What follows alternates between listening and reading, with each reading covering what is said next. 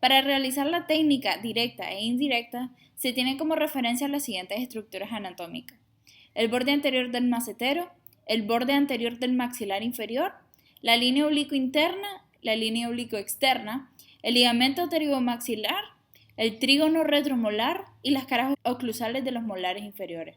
Para la técnica de agnosis, las referencias anatómicas que se ocupan son la apófisis coronoides, el plano oclusal y el rafe pterigomandibular.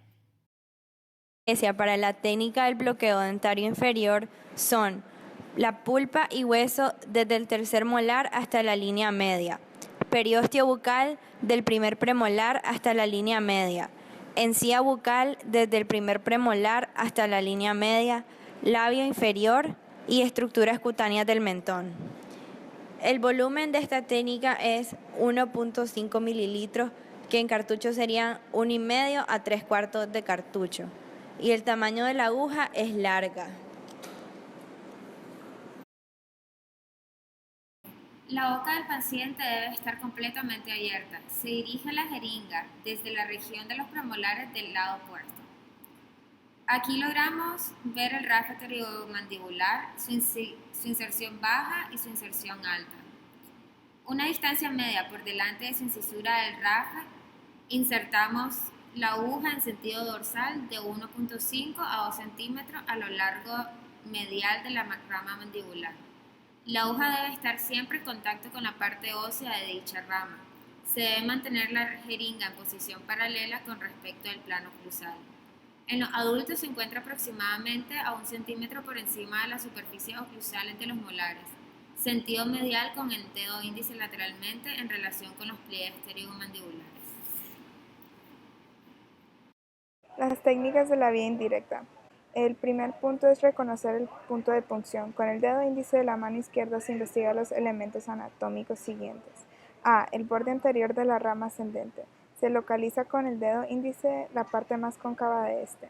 B. Se traza la línea recta por adelante hacia atrás, localizándola a 1 centímetro por encima del plano oclusal. C. La convergencia de ambos puntos representa el punto de punción. Número 2. La jeringa se coloca paralela a las caras oclusales de las molares homolaterales. Se realiza la punción perforando la mucosa y el músculo buccinador. Se choca con la línea oblicua interna. Paso 3. Para salvar el obstáculo de la línea oblicua interna, se gira la jeringa hacia afuera, es decir, hacia la comisura bucal homolateral, y se profundiza unos 2 milímetros. Paso 4. Sin abandonar la posición del dedo izquierdo, se dirige la jeringa hacia el lado opuesto, llegando hasta la altura de los premolares. Ahora se introduce la aguja hasta tocar hueso, que sería la espina de Spix, en cuyo lugar se deposita la solución anestésica. La aguja se coloca paralela al plano oclusal de los molares superiores y a 1 centímetro por encima del borde gingival de los mismos. El punto de introducción mandibular, paralela a los alvéolos superiores a la altura de la segunda o tercera molar superior, en unión mucogingival. La aguja se introducirá en los tejidos blandos, descansando en la rama mandibular entre la posición vertical de la rama de la mandíbula y la tuberosidad del maxilar. Corre medialmente a la inserción en la apófisis coronoides del músculo temporal, lateral al pterigoideo interior, por debajo del borde inferior del pterigoideo externo. La solución anestésica se depositará en la mitad del camino entre el foramen mandibular y el cuello del cóndilo, a lo largo del trayecto del nervio dentario inferior. El paciente puede presentar las siguientes complicaciones durante la anestesia. Dolor agudo a la punción.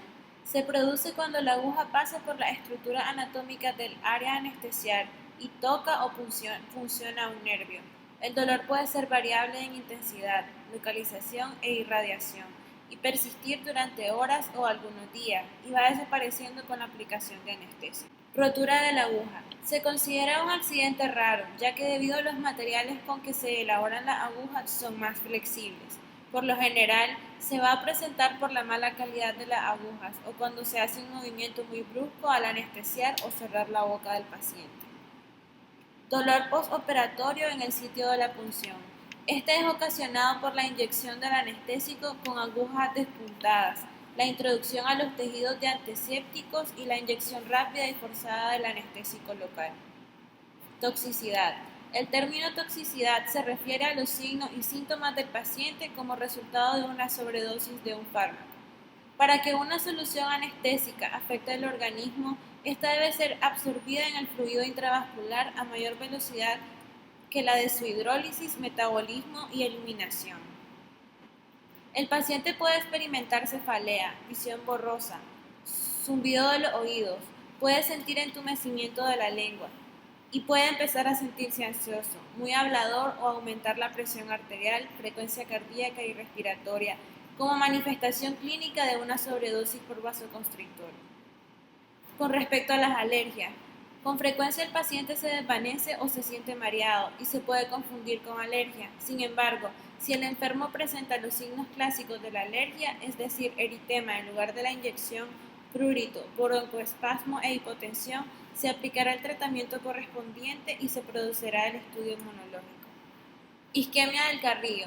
Se debe a la irritación química del plexo parasimpático que rodea las ramas de la arteria maxilar interna, ocasionado por el vasoconstrictor. Signo y síntoma: blanqueamiento de la zona palpebral inferior, nasal externa, geniana y labial superior. A veces se afecta todo el hemimaxilar. Parálisis facial por el anestésico. Este accidente ocurre en la anestesia profunda de la región parótida, cuando no se realiza una buena táctica de anestesia al nervio dentario inferior y cuando no se realiza una técnica correcta para el maxilar superior. Hematoma. Se forma por la infiltración de sangre al tejido subcutáneo, ocasionado por una punción vascular que ocasiona salida lenta pero persistente de sangre. El hematoma tardará días en desaparecer si no se infecta. Enfisema. Es la infiltración del aire al tejido celular subcutáneo. Esta entrada de aire es por el espacio que deja la aguja al inyectar en el anestésico. En la crisis asmática surgen los siguientes síntomas. Un ataque grave de asma son la alteración de nivel de conciencia, dificultad para hablar, cianosis, hipotensión, frecuencia respiratoria superior a 30 respiraciones por minuto y taquicardia.